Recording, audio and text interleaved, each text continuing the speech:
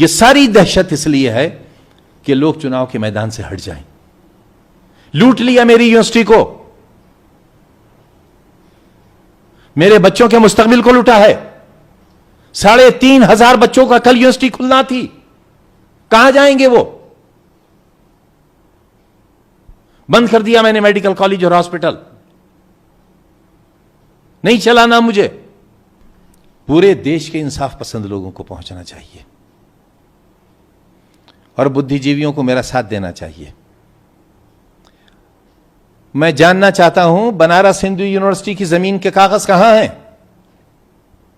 मैं देखना चाहता हूं, मैं आरटीआई डालूंगा। मैं जानना चाहूंगा अलीगढ़ मुस्लिम यूनिवर्सिटी की जमीनों के कागज कहां हैं, कहां है रजिस्ट्रियां उनकी? कहिए कि ये भी भूमाफिया थे। मंदिर की सीढ़ियों पर प्याला लेकर भीख मांगने वाले मदन मोहन मालवीय भी भूमाफिया थे। मरोड़ो उपरांत दीजिए ये अपराधियों ने उपाधि। कहां से आई सर सैयद के पास ये जमीन, कहां है उसके कागजात? मैं जानना चाहता हूं। मरणोपरांत भूमाफिया का सर्टिफिकेट उनको भी दिया जाए। मैं भूमाफिया हूं, शर्म नहीं आती? मेरे ऊपर एसआईटी बिठा लेंगे, ईडी मेरी जांच करेगी। क्या करोगे? मार दोगे? कहां जिंदा हैं हम? चुनाव तो लोकसभा का भी हुआ है,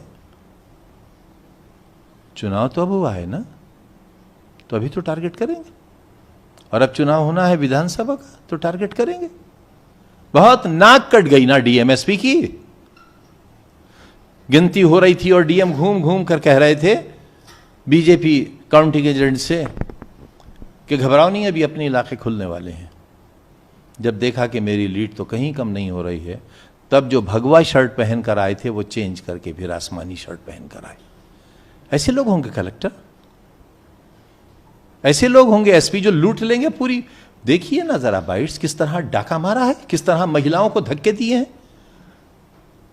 किस तरह प्रोफेसर्स, महिला प्रोफेसर्स को गालियां दी हैं, कितना धक्का दिया है।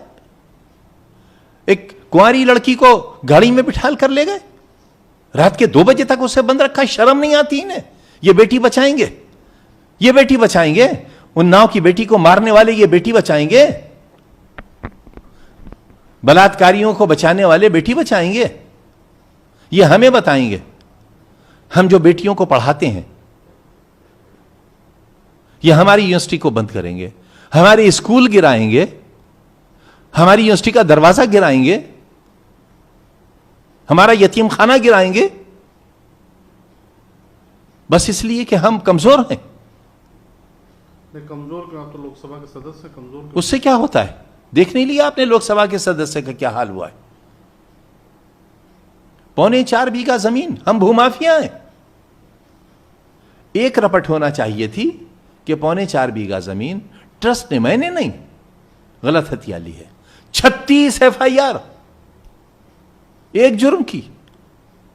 मान लिया मैंने किताब चोरी की है। अगर हिंदुस्तान में कानून है, जो कि नहीं है आज के दिन, सिर्फ अदालतें हैं,